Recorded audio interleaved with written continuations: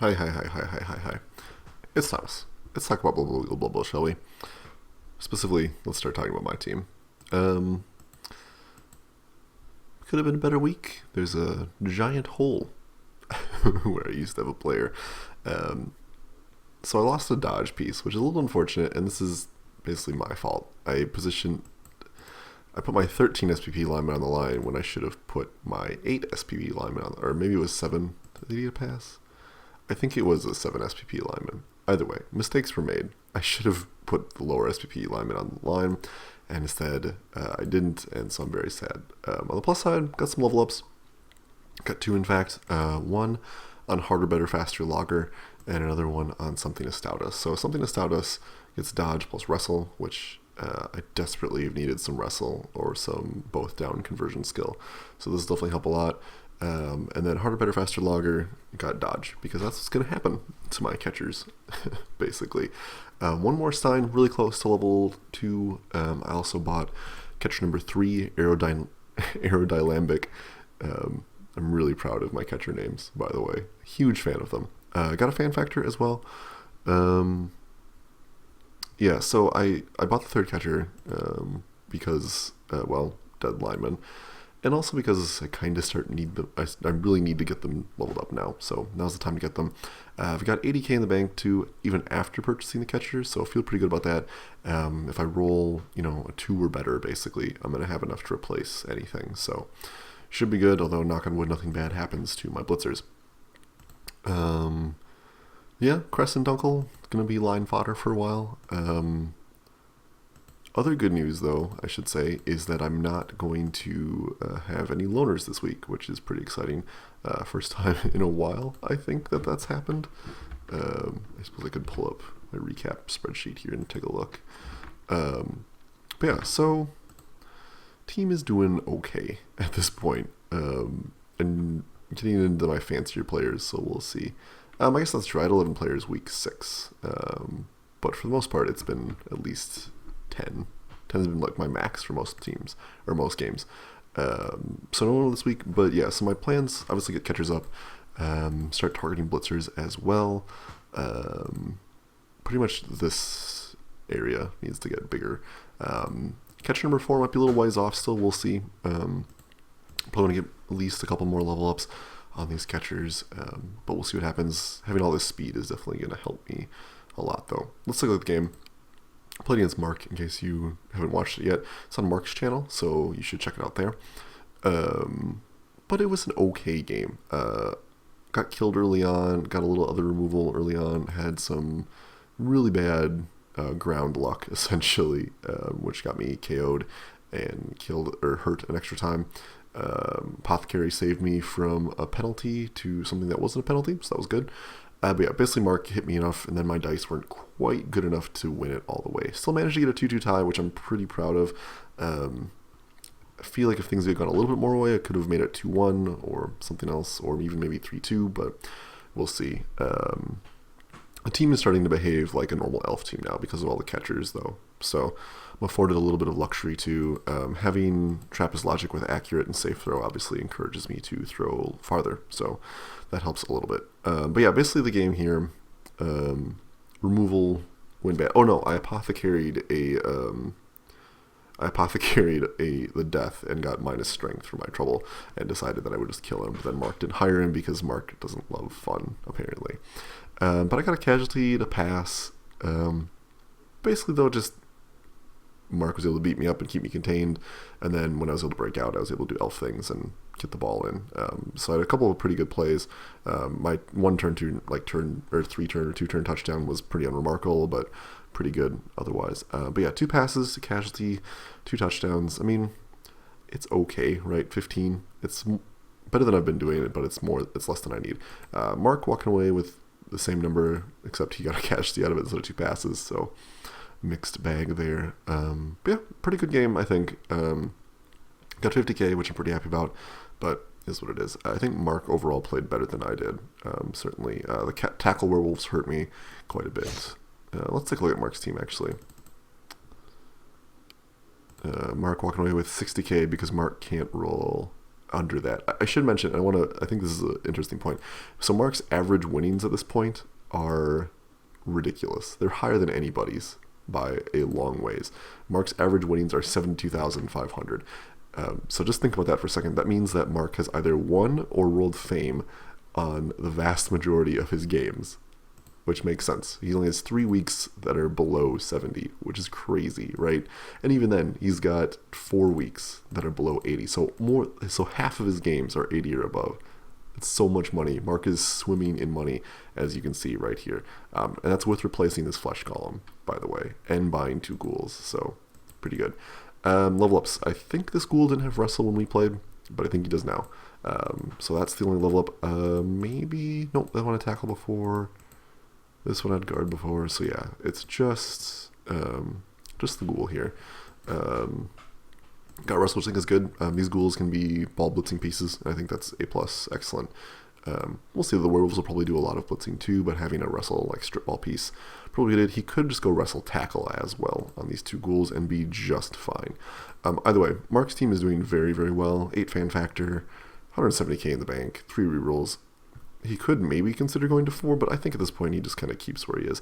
And this is why I was saying Mark hates fun, by the way, because Mark has 4 zombies with Joe SPP, so he could have kept my player and had no difference on his team, but instead didn't fit with the theme, and he just fired it, which made me sad.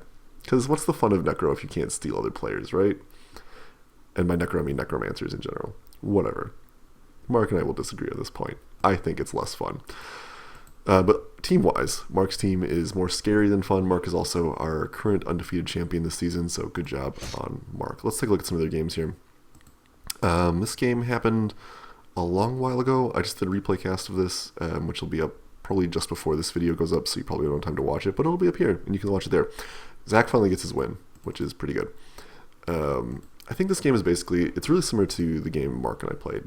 Zach got some early removal here, and was able to control positioning pretty good, all things considered.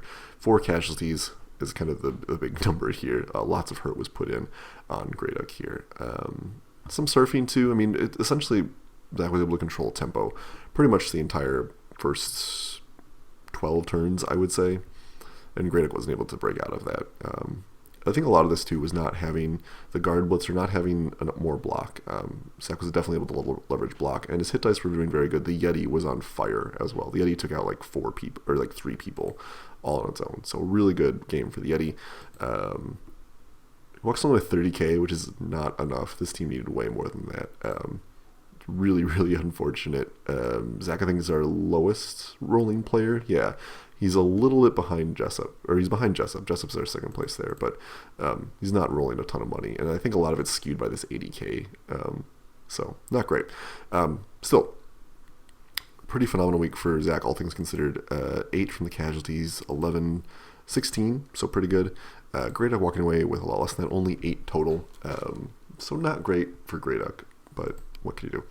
Yeti got piling on. I have mixed feelings about this. Zach had some wild animal management problems for a bunch of the game, which is a testimony to how much damage that this Yeti was able to do, considering how many times we had procced wild animal.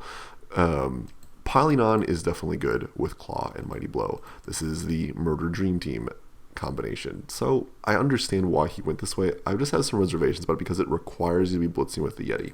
But that's more of a control management issue. So as long as he's doing that, it should be fine.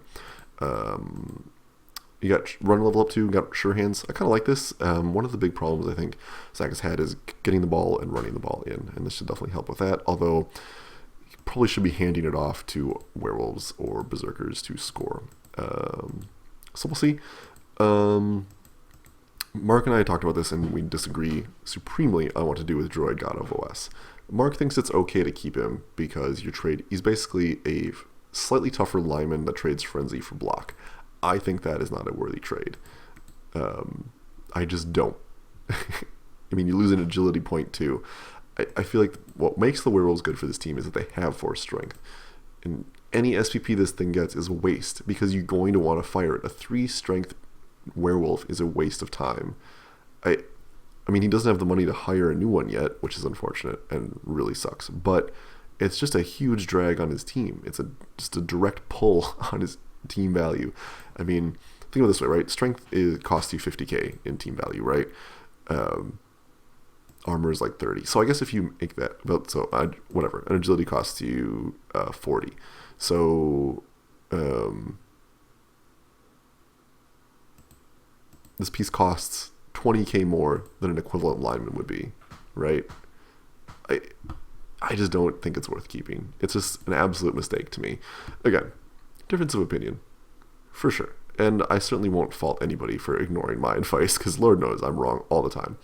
But I do think it's a mistake to keep this piece, and I'm putting extra emphasis on this week because I really want to make it clear that I think it's just a giant waste of time to keep this piece on your team. Next week, if Zach doesn't roll terribly, he should be able to hire a replacement, so that's good. But this thing's got to go. Any SPP it gets is just flush down the toilet, basically. I mean, you're basically playing with a loner every single week. Yeah, you don't have to deal with the loner reroll problem, but it's still a giant waste. In terms of team development, it's effectively a loner. Well, let's go back. I meant to say a couple more things about Zach's team.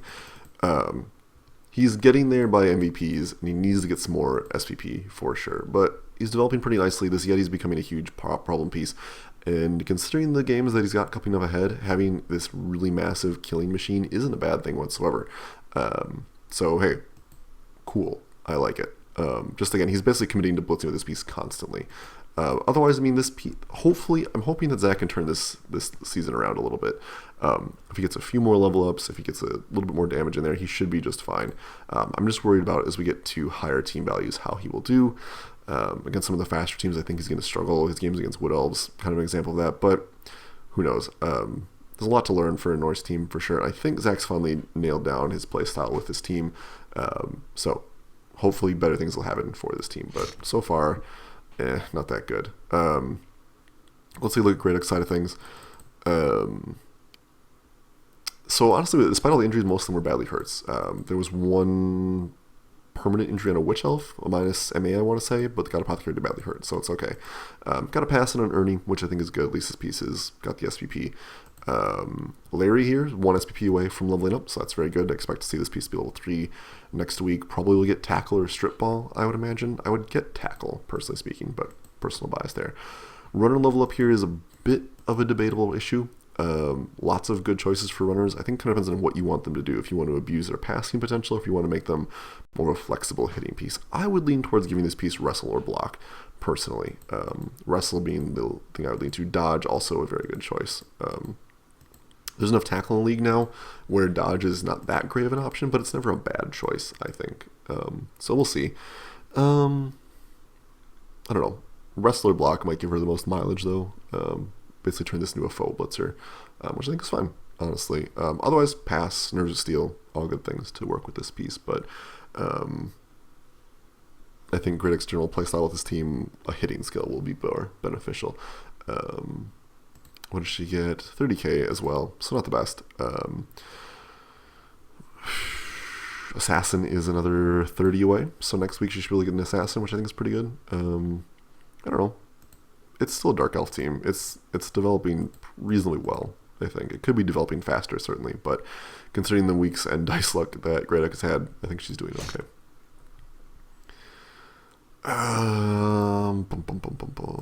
Chris versus Andrew. This was a mess of a game to watch. Andrew went full tilt. Not as bad as he did before, but pretty bad. You can watch it up here. Basically, Chris was just able to just crush pieces really, really hard, and then Andrew's dice were really miserable. I think if Chris had been a little, Chris was a little more unlucky, might not have been a 3-0, but it was definitely going to be a pretty good game for Chris, no matter what, with all this removal. And he killed 3 pieces. It's only 2, because only 2 actually died. We're going to talk about this, though, because Andrew's team is in a rough shape right now. But phenomenal week for Chris. 50k is totally fine. He's got more money than he needs at this point. 5 casualties, 3 touchdowns, and MVP. It's just so much. It's ridiculous. This is 10, 15? Yeah, 24 SPP. Ridiculous. It's so much. I think it's our biggest jump from week to week. It certainly puts Chris on one of our highest average levels. I think he's at a solid 2 for his levels at this point. We'll take a look at his team in a second here. But yeah, I mean, I think Andrew just got out hit. The prevalence of more hitting skills on Chris's team is essentially propelling him to victory at this point. Let's take a look at what he's got here. Level ups all around, essentially. This Black Orc at level 3 got Mighty Blow. I think that's absolutely fine. This one I got Guard. I think this one had Guard before, but if it didn't, it does now. I think this is a pretty good split. I think he just got a level up on a Blitzer in this Black Orc. But either way, Mighty Blow I think is fine. This team's got enough Guard at this point with the Black Orc and 2 Blitzers, I think. Let's take a look. 1, 2. Yeah, 2 Blitzers with block and the first Black Orc with Guard. Having 3 pieces with Guard is probably what this team needs at this point. Mighty Blow will just help remove things. Troll very close to level 3. Yeah, this team is terrifying at this point. Targets for level ups, obviously Black Orc still. Orgrim got a touchdown, which I think is why Chris said he got to get Mighty Blow. But yeah, Chris could look at making thrower number 2 purchased. It's a tough call, honestly. His team value is pretty up there because of all his level ups, and he certainly does not need to do more, essentially. His blitzers can run in touchdowns. Having a thrower is just good strip ball protection, which I don't think anybody has strip ball at this point, but it's coming, so we will see. Otherwise, yeah, this team's just gross. I would say blitzers need to get levels, Black Orcs need to get levels, but I mean, this team is being so tough and being so resilient, I don't think it matters. Only 7 fan factor, so could have more of that, I guess, but that's just going to happen as time goes on. Interesting to think that Chris has basically got a fan factor every time he's won a game, though, so or tied a game, so pretty cool. Yeah, I don't know. This team is terrifying and probably almost unstoppable. We'll see how he does against some of the faster elf teams as we get into later weeks, but we'll see. Andrew's side of things. So this is where we get a little shaky. Andrew walks away with 60k, which is good. Bad thing is, though, what got killed. His newly purchased Pesker got killed, which is really bad. Rotter also was on here. Another Rotter died as well, which kind of inconsequential at the end of the day, but annoying nonetheless. So he's got 110, so we can afford to hire another Nurgle Warrior. And you're saying, Thomas, he's got 4 Nurgle Warriors, but then you might notice this thing. And this is the problem. This Nurgle Warrior is worthless with 3 strength. It needs to be 4. It needs to be big. So Andrew should just fire Gary 5 here and replace him with Gary 5 2. or whatever he's deciding to name his new players. But hire a new Nurgle Warrior. It's just not. It's the same thing as Zach, right? You don't want to give SPP to this piece. It's missed next game anyway. And you could make the argument that he wants to hold off on buying anybody, but he's not going to be loners anyway. I would just hire the Warrior. More stink, more ugly, more regeneration, more 9, more 4. I mean, it's just not worth it to keep this piece around, I think. Even with all the built-in skills. The skills are nice, but they're not super great. So we'll see. Andrew's problem is similar to Zach's, though, in that he needs to get some SPP real bad. So we'll see. Other game. Just have 1 left, I think. Where are we? Week 8. Yeah, so this game just happened. I have not watched this game yet, but I do know something funny happened. From the looks 1-1 tie here. Oval walking away with 40k. Looks like it's a pretty straightforward game. And then there's this number right here. First interception, guys. Finally got our first interception, which is awesome. Best part is it was on the tree. Orville said he was trying to decide who to throw over, and it was either the tree or an elf player. I also would have taken the straight 6+ instead of the 5+. I think that's a good decision. But the tree caught it. Still, from what I hear about this game, and Jessica gave me a little bit of overall summary, it seems like dice were overall okay, and just no one was able to get that far ahead. Looks like Orville's war with the ground continued in a pretty big way. Actually, no, these are all from Jessup, actually, doing insane damage with his fragile team, as always. Orville walking away with pretty close, but not quite, on the casualties here, with 3 KOs, but casualty, pass, 1 touchdown MVP. It's 11. It's not great, but it's fine. Just walking with a lot more than that.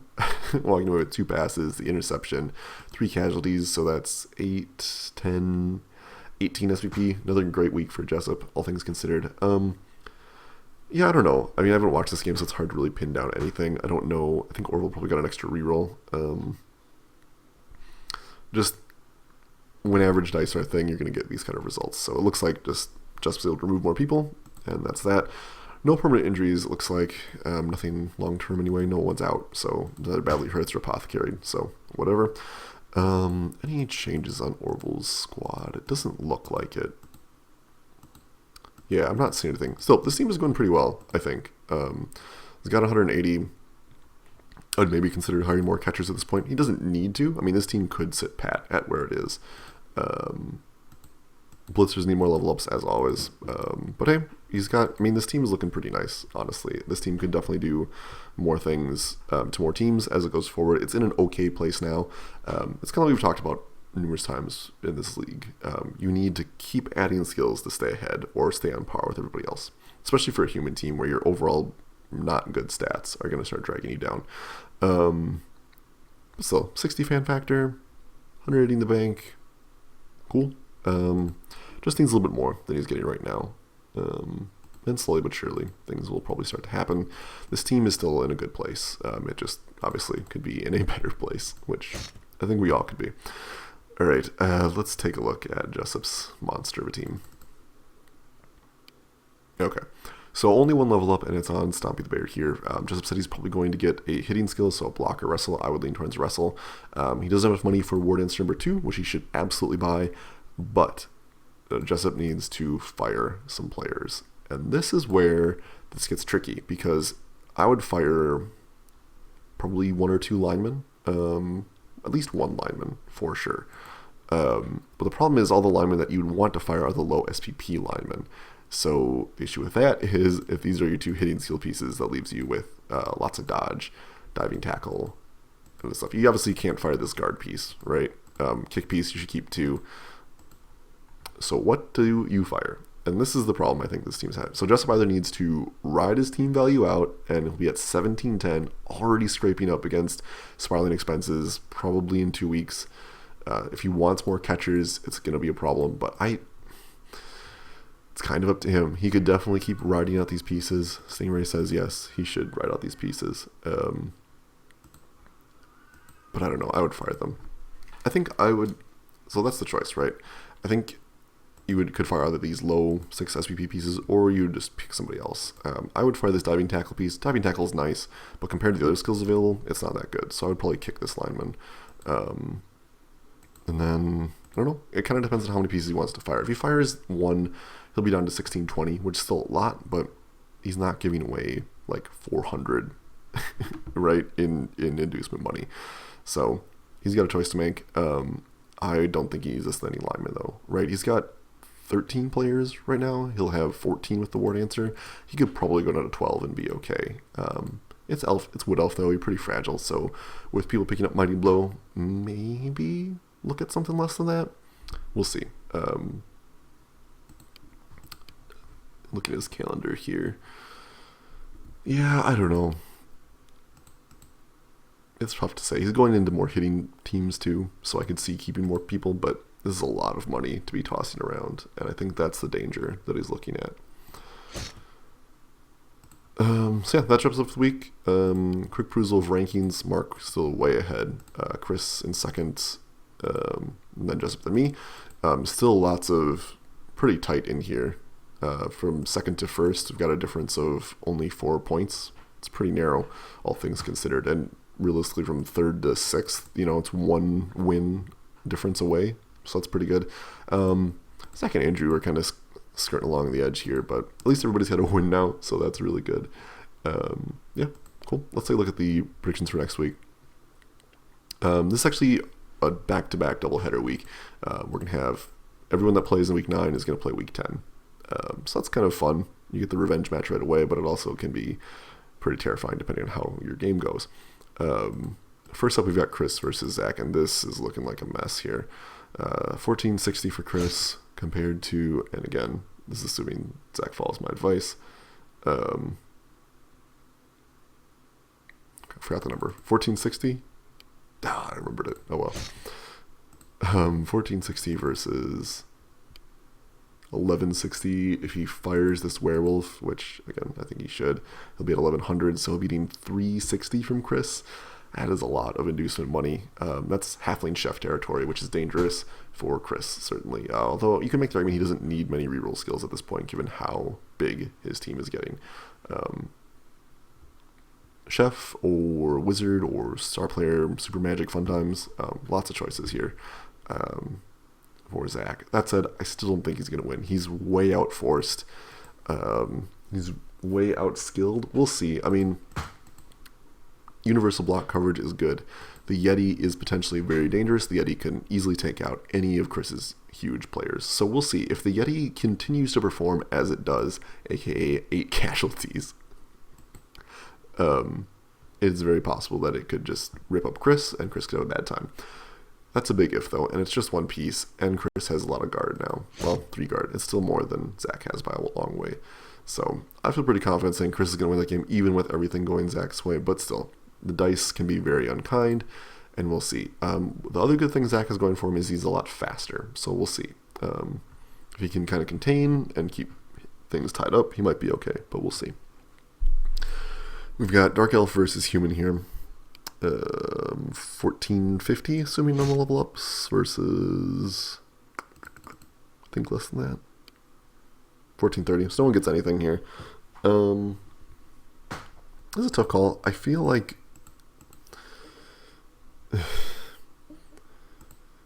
this is tricky. I feel like, and Orville knows Dark Elves, so tough call. But I think that Greyduck has some advantages here. She has more guard, which is definitely a plus. 1 guard is still better than no guard by a long ways, trust me. And she does have a fair number of skills. We'll see. She's a little bit slower overall, I think, because of the catchers. But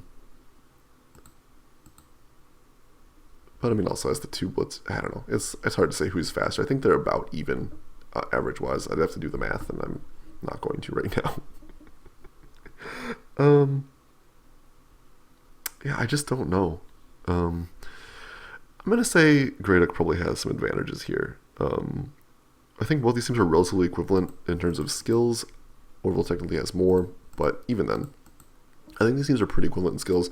Greyduck does have a fair number of tackle to deal with the catchers too, so we'll see. I think the superior agility will be okay. So as long as the weather cooperates and Greyduck's dice aren't garbage, I think Greyduck has an advantage here. That said, Orville has been beating elf teams when I don't think he would, so we'll see. Humans are very good, and Orville's team is doing pretty well, so I don't know. Let's put it at a... I'll say Greyduck's going to win. Sure, she can do it. And then we have me versus Andrew. This is going to be a weird game because I have more skills than Andrew does, but Andrew has a lot more strength than I do, and Andrew's innate powers are much better than mine. Okay, 1350 for me.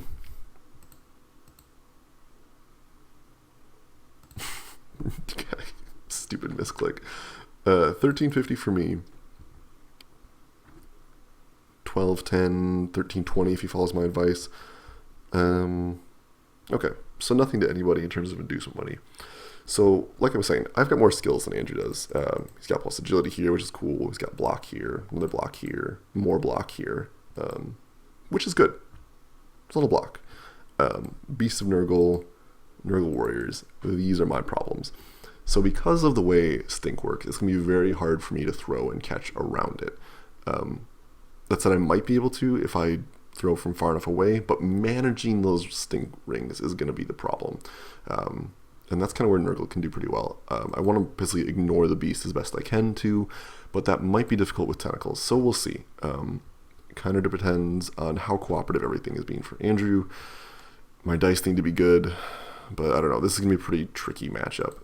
The raw strength advantage that he has can definitely be an issue, and the 4-strength blitz from the Pestigers definitely could hurt me. So we'll see. Biggest advantage I have is, as always, I'm more maneuverable and I'm faster. So if I can kind of skirt the edge of the stink and throw accordingly, I should be okay, but we'll see. It'll be tough. I just have to count appropriately and hope that safe throw doesn't screw me over, basically. But we'll see. It's going to be a pretty tough matchup, I think, one way or the other. I'm going to say I'm going to win, but I'm not super confident about that, basically. We'll see what happens, though. We've got Wood Elf versus Necro. This is a matchup I'm actually pretty excited for because I think this could easily go either way. And in fact, I'm going to call it a tie before I even do any math. So 1470 for Mark. What did we talk about for Jessup? 1710, right? So do the math again here. So Mark's getting 240 if Jessup does nothing. If Jessup fires a lineman, he'll be at, what did we say before?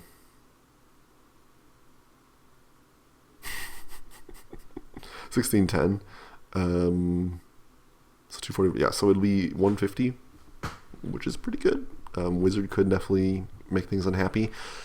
And Mark has a lot of hitting skills and a lot of guard. And Jessup really hasn't gone up against anything like that at this point. Orville's team is as close as it gets. Zach's team in theory, but it's not the same kind of hitting team a Necro team is. And Mark can catch these players, which I think is big. We'll see what happens with the Ward Answers. I'm expecting Mark to step on them a lot. But we'll see. I mean, there's a lot of good skills for sure. And if he gets Russell on Stompy here, could be okay. It's a pretty tough call, I think. I'm going to give it to Mark. I feel like Mark's hitting power, as long as it's okay, should be fine. The tree is obviously annoying, but Mark actually has the power to deal with the tree, and if he positions well, the werewolf can tear the tree up. So we will see what happens, but I think Mark's got a lot of advantages going into here. Obviously, Jessup's luck has been extraordinary all season, so we'll see. But I feel pretty good giving it to Mark. He's getting a lot of inducement money, and that can definitely tip the scales in your advantage. Even if you just do a reroll and Babe instead of Wizard, it's still very beneficial. So that's what I would lean towards. Mark winning is what I'm leaning towards, I should say. Okay, Hall of Fame time. Most experienced player is Amber the World. I don't know if this is fully updated. Feel like it must be. Let's quick check here. Launchpad, you have 23, so it's not accurate actually. Well, it is what it is. Most splits players still me. Everybody on here is level 3 now, which is cool. Best thrower, no. Launchpad has more throws than I do still. I tried so hard. Actually, this is probably 2 more than me now. Most violent players squashed by a long ways. We got a big guy fight here. Lots of orcs, though. Look how many orc players are on this list. It's crazy. Best runner, Thrall. Pattern out. Getting 3 touchdowns will definitely help with that. Yeah, pretty good. Best thrower, at least I'm throwing farther, so that's good. Although, God, now I want to check just because it's my player.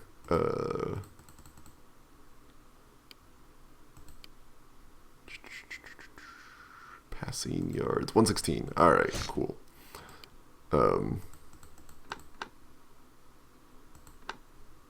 Yes, that's unchanged. Best survivor will mean nothing for Furfur. Best killing, so many deaths. So many deaths, God. We're still way ahead. So this is week 8, right? We've got at least, yeah, quick check how many deaths we have total. Dead. Yeah, okay, so this is an accurate showing of the number of kills we have. We're at 10. It's ridiculous. Who's got the most? Chris, not surprising. Mark actually has 1 kill here, and it was on me. Andrew has 2, which is pretty good. Weird. So yeah, teams without any kills at this point, I think it's just Zach at this stage. I think everybody else has a player on this list. Is that right? No, that's impossible. If we have 10 players here. Okay, let's count. 1, 2, 3, 4, 5, 6. Oh no, wait.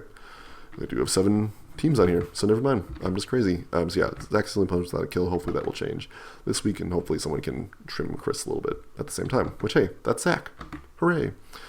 Okay, quick recap of my predictions. This video has gone long enough. I think that Chris will win. I think that Gradic will win. I think that I will win, and I think that Mark will win. So this half, then this half. Go teams. All right. Thanks for watching, everybody. I'll talk to you later.